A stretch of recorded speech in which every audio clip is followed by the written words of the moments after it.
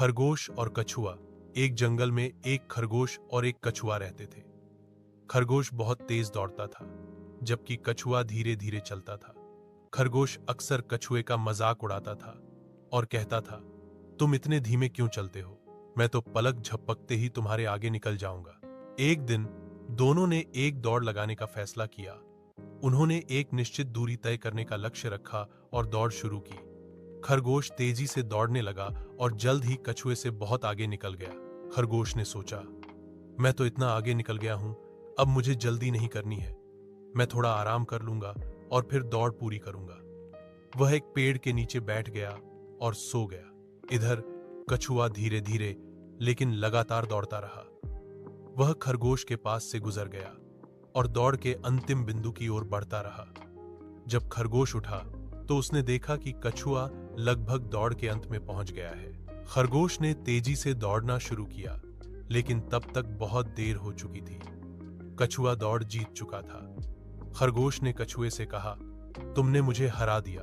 मैं नहीं समझ पाया कि तुम इतनी धीमी गति से भी जीत सकते हो।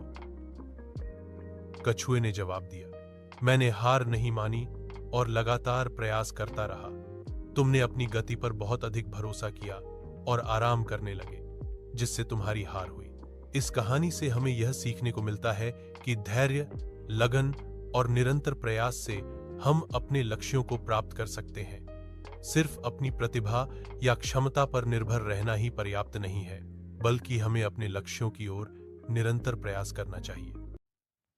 खरगोश और कछुआ। एक जंगल में एक खरगोश और एक कछुआ रहते थे। खरगोश बहुत तेज दौड़ता था, जबकि कछुआ धीरे धीरे चलता था। खरगोश अक्सर कछुए का मजाक उड़ाता था और कहता था, तुम इतने धीमे क्यों चलते हो? मैं तो पलक झपकते ही तुम्हारे आगे निकल जाऊंगा। एक दिन दोनों ने एक दौड़ लगाने का फैसला किया। उन्होंने एक निश्चित दूरी तय करने का लक्ष्य रखा और दौड़ शुरू की। खरगोश तेजी से दौड़ने लगा और जल्द ही कछुए से बहुत आगे निकल गया। खरगोश ने सोचा, मैं तो इतना आगे निकल गया हूं, अब मुझे जल्दी नहीं करनी है। मैं थोड़ा आराम कर लूंगा और फिर दौड़ पूरी करूंगा।